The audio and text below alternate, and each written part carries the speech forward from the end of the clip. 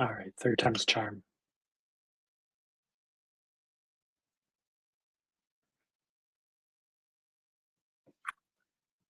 Anyways, okay, I just wanted to go live because I think Sam Altman rugged us.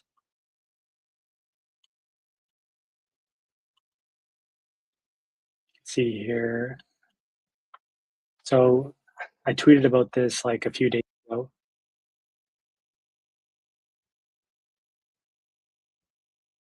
Oh no, this is still echoing for me. You guys, can you guys hear the echo?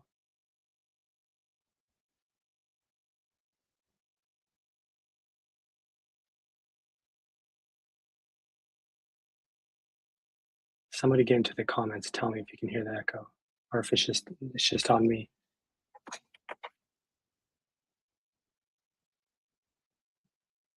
Thanks, code. Okay, well, it's echoing back in my ear, so it's weird. I have to talk while I'm talking to myself,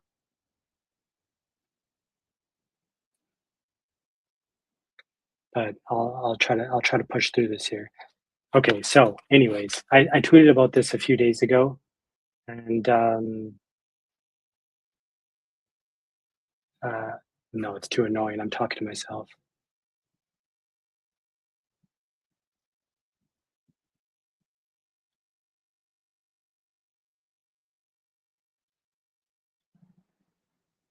Okay, I'm gonna try this. No, worse. Sorry, guys, bear with me.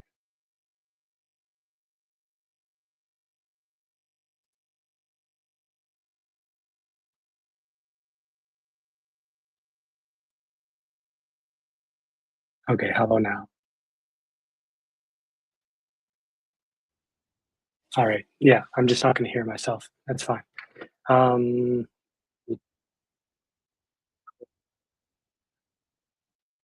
or co-IP. I don't know how to pronounce your name, but shout out. I just turned the volume. We'll just go with this as long as you can't hear it. Appreciate it. Okay, so I tweeted about this a few days ago. Um, it kind of looked like with the fake model that came out with Mythos that this it was kind of trending in this direction, and like as I kind of said, everything is uh, everything is going in the direction where they're going to start slow rolling this out to only like select few, like elite class people. So this was kind of like Stephanie kind of pre-reported on it, and then OpenAI just put this out. They just released the model, and it looks like it's only slow rolling out to, yeah, I don't know, like corporate clients first. I'm not even exactly sure who, but the general population does not get to use the new 5.6. Neither the Sol, Terra, or Luna models. I don't think any of them are going out, which is super frustrating because I see this going in the exact same direction. I talked about it on kind of the first live stream that I did, but it's worth repeating that this is going in the same direction as the accreditation laws. As a lot of you know, like we are not allowed to invest in unless you're already rich, unless you're already like a millionaire, or I can't remember what the exact accreditation laws are, but I think you need to make like a pretty substantial income or have like assets in the millions of dollars. That's the only way you can get become an accredited investor, and that's the only way that you can get into early stage investments. Like being like a VC, that sort of stuff, getting into like the first round of like investing in early rounds in private markets. So I see the same kind of trend happening now. Like it started with Fable or Mythos, I guess, and then they rolled Fable out much later. And now they're doing the exact same thing with GPT 5.6. So yeah, that's super frustrating to see. I feel like this is a new trend, and the only way that we're going to overcome this is like probably with decentralized AI and like open source models. Um, the good news is that open source models seem to be only like a few months behind now. Actually, I think it's like Open Router. Have you guys heard of Open Router? Uh, well, okay. There's Open Router that lets you it kind of routes your prompts through different different models at once.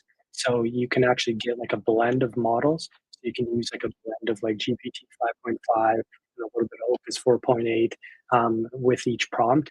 And if you use stuff like that, these blended models, you can actually get pretty close to like the Fable performance. So that's like one workaround. But also, I think like we really need to like catch up with open source. The good news is that like there's like these new open source models that are getting pretty powerful, like the new, I think GLM, I think it's called 5.2, I believe. It's like pretty high up there. And then, like I said, if you use like protocols like OpenRel, you can blend models together and get even better performance. So that's kind of nice. But anyways, the overall direction here, which is what I don't like I'm very libertarian. I don't think the government should interfere in most people's lives, especially not to this detail. The best government is a small government, and like democracy works best on like a very local, if like small regional level, not on like a big centralized federal level. Um, how to speed up open source. Hey, thanks for the. I really appreciate when you guys get into this. So Koip is asking how to speed up open source, build decentralized training sets. Yeah, I think we just need like more people. Like you can take these really like we need more people experimenting with these open source models and like retraining them and like purpose building them for different areas. So you can take like these really powerful. I mean, you need a lot of GPU, so it's not like super easy to do. This is it's yeah, it's not like easier said than done, I guess you could say, but like um, you need more people like taking the base of these foundation layers of these models, or you can even take like some of the frontier models and like train on top of them basically, um, so it's not as expensive.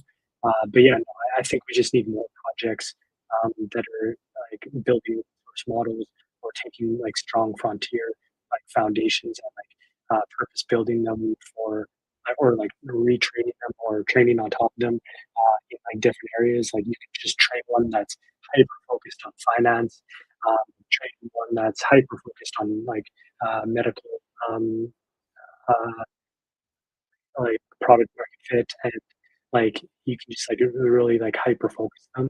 And I think like that way, eventually you can kind of beat out these frontier models because these frontier models are all like very generalized, right? They're made for general purpose. They want to like be the smartest in every single area.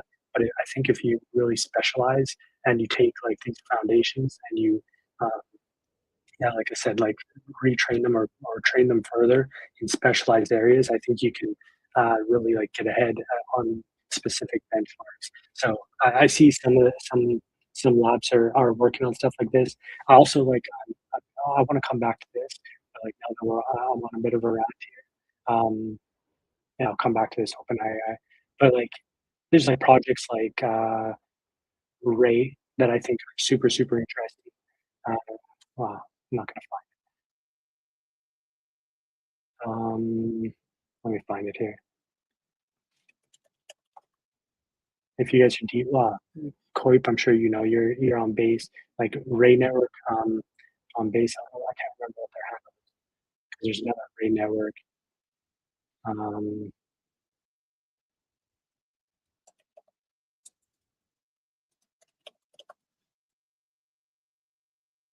there they are.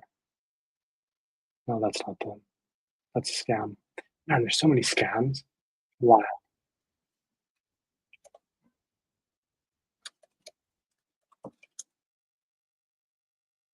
Hold on, I'll find them.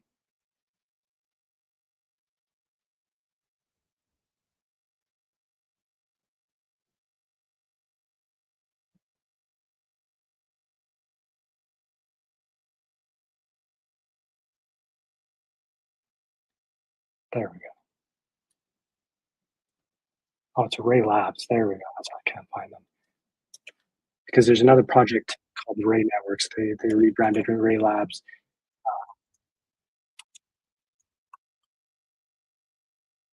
There they are. So like this is like very cool project that I'm a big fan of. They are doing like applied artificial intelligence research.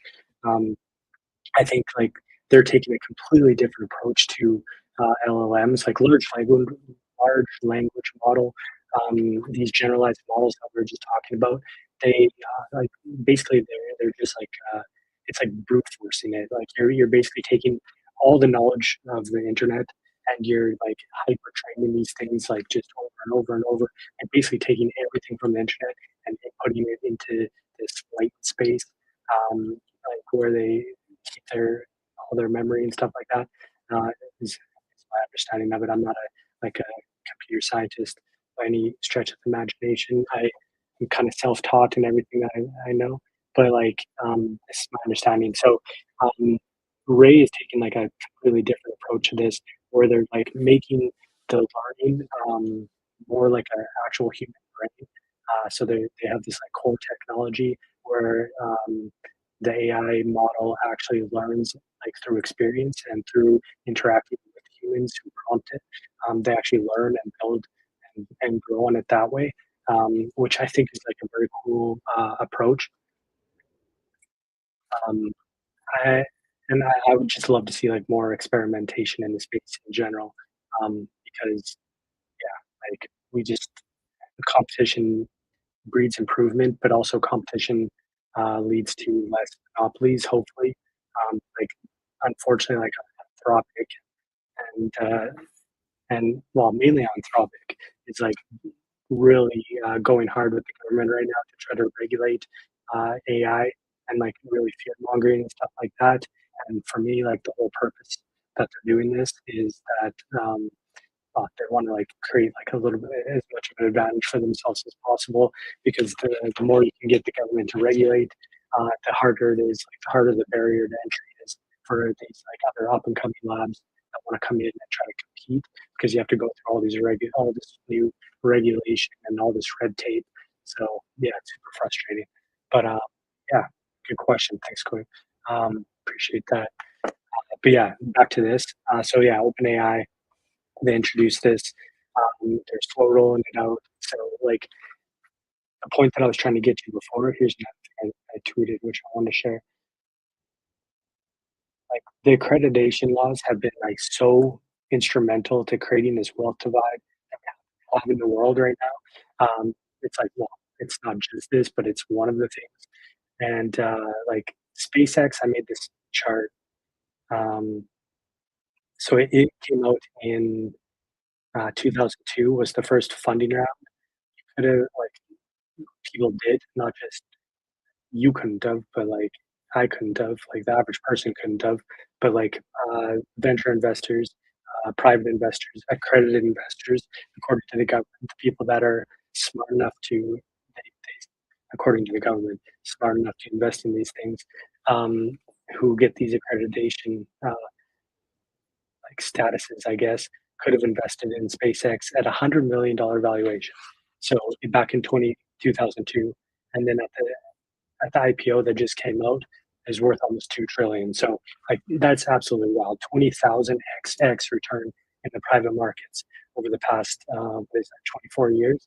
Um, 20,000 x returns is absolutely wild. But this is like SpaceX is just one of many. Like there's also like Uber and Lyft and Amazon and like all these different companies that like average person could have never invested in, even if they wanted to. Um, Sorry, what's the question there? So Corey asks, are the incentives to participate in the open source space too low? Existential risk isn't enough motivation. It's a good question. Um, that's a really good question, because like right now the incentives to compete in open source are much lower than making it private, right? So like these frontier labs is why they're doing it, because um, like you can capture the user, you create the harness, uh, and you capture all these users, and they're just it's a user acquisition play, right? So just like Uber, like you just kind of smash and grab and try to get all the users that you can, even if you're losing money, because they're losing so much money. Like you pay $100 or $200 a month subscription, um, and like they are like I think someone ran the math on it. they're it's costing like Anthropic and OpenAI thousands of dollars a month for the people that are maxing out these tokens every single month. And they can subsidize that for a little while, but they can't subsidize that forever. And like to your point, these open source models, you don't really capture the user, so there's not as much incentive to create open source, which sucks.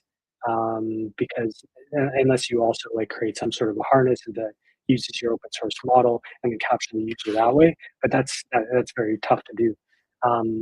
So yeah, like these open source, and some of them are, but they're not charging nearly as much, which is great. But yeah, their revenue just isn't the same. So um, I don't know. This is why I think that there's more incentive for people to go open source but not generalize, if that makes sense. So if you go open source but you make these like hyper specialized models that are like really really good in one area, you can really sell that to like for example, like you create one that's just amazing at just medicine, like it's like kind of like what what's that project now? They made like a huge pivot. They were into image generation, and now they kind of pivoted and they're doing medical devices, medical scans. Can't remember the my brain's freezing up, but uh, yeah, they like basically they went hyper specialization. If an open source model can do the same and you hyper specialize, and like you can probably sell that to medical, like to every hospital in the world or to every doctor in the world, and you can make good money doing that. And you don't need like huge teams to do it. So um, you basically just have to like hyper train on a bunch of GPUs in one specialized area. I think there's a lot of opportunity to do that. And then, like, if enough people do that in enough different areas, um, then you don't need these big generalized models anymore. So, um, yeah, any, it's going to be interesting. Let's see where this all goes. Um, but yeah, like as I was trying to like show with the SpaceX and other the whole accreditation laws, like just the last thing I want to see is everybody who's relying on these frontier models coming out and getting access to them first. Because like if you don't, if you're on 5.5 now, and like there's a bunch of like these elites or like people who are in the like close to Silicon Valley and they know these people and they get access to 5.6 first, like you just it's like you access to the best talent. Like forever in Silicon Valley, they've had these massive like, talent wars where like Apple was like like famous for like going after poaching like IBM employees, or I can't remember who it was, but like or maybe it was vice versa. But like these Silicon Valley companies like they they get like ruthless around like trying to get the best talent. And like Anthropic, you see it right now. Like Facebook was making billion-dollar offers to some of the best AI engineers. Like essentially, this is kind of the same thing. Like if you have 5.6 is the best model in the world, it's like having the best talent in the world. And like if everyone doesn't have equal access to that talent, like you're going to get left behind. You're just not gonna, like you're not going to be able to build the same systems at the same speed as everyone else. So um, yeah, no, I got into crypto back in 2016, 2017 because I believe in like a more fair and like democratized and decentralized world. I think a decentralized world is more fair for everybody, and I really want to continue to push that ethos forward. You know, like a lot of people on crypto have rage quit and uh, got out, which is ironic because like there's so many of TradFi getting into credit or getting into crypto right now. So the rails are being used at like a more of a scale than ever before, but people are rage quitting because the price hasn't gone up. Um, yeah, credit. What's your question there? Accredited investors cannot represent groups of people. So how the accreditation laws work right now is, um, like, it's based on individual people, it's not groups of people, if I understand your question, correctly. But there are people like Jason, like from the Alvin podcast, who are like pushing hard, and Jamal, who are trying to like push to like change these laws so that you can actually just like maybe take a test and like become accredited investor. But like, okay, that's a little bit of a band-aid fix, I guess. If you take a test to become an accredited, that's great. Then you have technically you would have access, but like there's so um, there's so few like companies like going public or like raising money, and there's a lot of investors chasing the same amount of capital. I think just like fair and open markets are um, a better way to do it. Yeah, to your point, exactly. Decentralized wealth funds, like this is how it should be in the future. Like, I mean, a better way to do this is like, yeah, exactly. Like, there should be funds, like decentralized funds, where everybody puts their money in, and then these funds as a whole get to be investors into these projects. Or even like another way to do it is like the ICO model. Like, and we need to find like better ways, like instead of like companies going public or even like raising money from individual investors or funds or anything like that, they should just like if everybody tokenized, everything was done on crypto rails, this could be just a lot fairer way to do it. um, because then everything's just like it's just like it's open to all, like everybody can get in there. And of course, like there's still um, like there's only going to be a certain amount of space available in each project because they release a certain amount of tokens. Um, but yeah, I don't know. I just think that that's if it's in the open markets and everybody has a fair shot at it, that's a more fair way to do it. But to your point, I think like in the future, that's a great idea. Is like decentralized wealth funds. Um, that would be a good way to do it, where everybody just puts their money into a fund, if I understand your point. And yeah, these funds can, like maybe even through like DAOs and stuff like that, um, choose to invest into these projects. That can be done in the TradFi markets, but done in a more transparent way on crypto rails, I think. So I don't know. I just think once everything becomes tokenized, eventually we will get there. Um, Decentralization and stuff on rails is just um, a better, more fair way to do everything. So hopefully we get there eventually.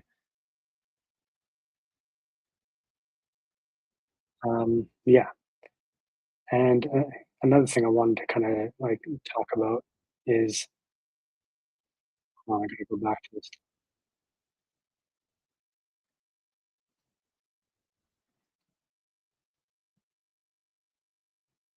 is like what the fuck? Like Sam names his new models Sol, Terra, and Luna. Terra, for those that don't know, that are not like super native to crypto, Terra and Luna were, well, the name of one of the biggest like what end up being like a rug scam projects in crypto. And Sol is another. I'm not going to call them a scam rug project, but another big project in crypto. I mean, I guess you could just like pretend that Sam's not being uh, n- n- not trying to mock us and just using the Spanish versions of all these words. That's fair, but like it's it's kind of funny and ironic that Sam also, like, he's very aware of Solana, of Terra Luna. Um, he launched WorldCoin. WorldCoin's like one of the larger projects in crypto, and for those that don't know, like Sam Altman is behind that project, so he's very aware of like what these names mean in crypto. But yeah, anyway, I thought that was pretty funny. Is like, is he mocking us? I really like. Is this like behind this? I'm sure he's had like a laugh about this behind the scenes. I'm positive. I would like to be a fly on the wall and all that. But yeah. Hilarious. Anyways, as soon as I get access to this, I will let you guys know how it is, but I'll probably get access at the same time you guys get access, so I won't have any advantage or anything like that. Don't worry about that. Yeah, anyways, that's kind of like one of the main things I wanted to just kind of rant about. I feel like it's gonna turn. I'm gonna bring guests on every week. I got guests lined up for next week already, also. But whenever stuff happens, I want to come on, jump on, and like rant and talk with the community here. I want to chat with you guys. Appreciate you, Koi. Tell me how to pronounce your name in the future. Message me or something. But like I'm calling you Koi for now. Anyways, I appreciate you. Thanks for getting into the chat, bringing up other points. Um, because it's Friday and everyone's probably like getting into their weekends here. World Cup's going on. Everybody, who's um, I'm in Argentina, and like I I grew up in Canada, but I'm living in Argentina now, and I've been here for a while. Um, Argentina, like, is just wild about World Cup, and like so wild that like Messi, like, um, everybody knows Coip, Coip. There we go. All the letters were really Koi. Thanks, Coip. Is that it? It's like Koi and then dash P. Appreciate you, man. Anyways, like, yeah, I'm gonna call you Koi P, like koi pond. Like, that's what I'm going with. Um, anyways, I appreciate you. Thanks for hopping in the chat. Um, anyways, I was ranting about Messi and Argentina. So, like, yeah, in Argentina, for those that don't know, like, football is God. Like, like football, and by football, like for the North Americans, I mean soccer, but here it's called football. Um, and Messi is a god, and they made this statue of him. this is this is wild. I laugh so hard at this. So this is the statue was like made uh, because like at the end of the last World Cup, like Messi like came sliding in like that, and that was like his final move at the World Cup or whatever after they won. But like, come on, trophy placement, like who signed off on this? Like really, who signed off on this? This is an 85-foot like statue in the south of Argentina right now, and like like there's no way that they couldn't see like the absurdity of the statue from different angles here. So, um, anyways, I thought that was funny. But like World Cup is absolutely wild down here.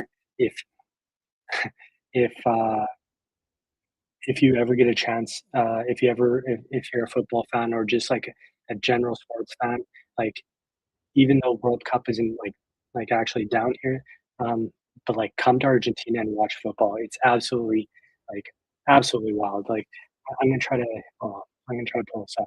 There was like the last World Cup I was in Argentina like when this all went down and they won the World Cup last year or last 4 years ago.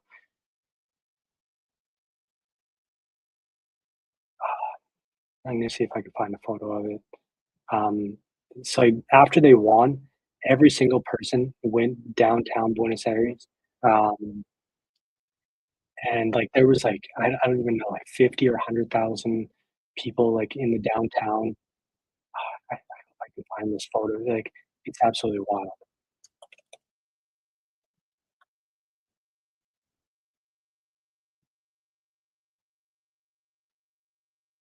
Yeah. Yeah. Okay. Here we go.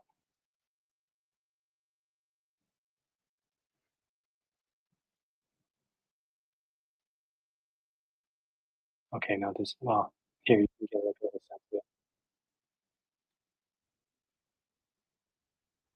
So like for those that don't know, like downtown Buenos Aires is like a little bit like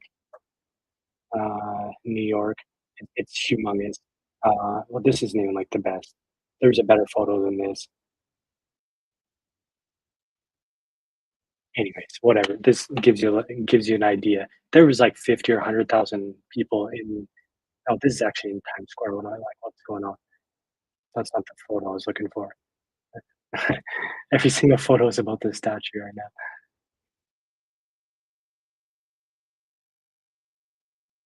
Ah, I can't find it, but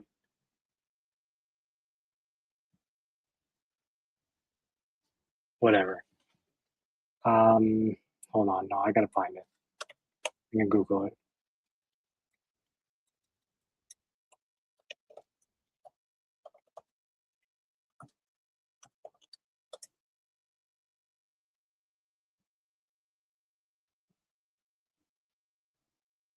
Here it is. Oh my god, it is wild.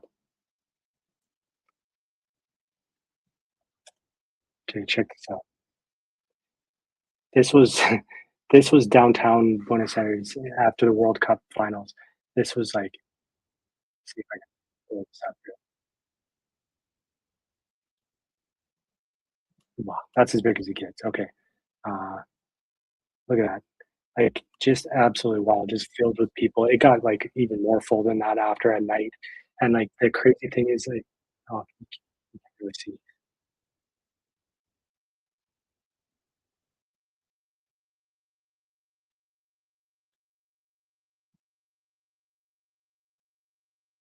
Anyways, you get the idea.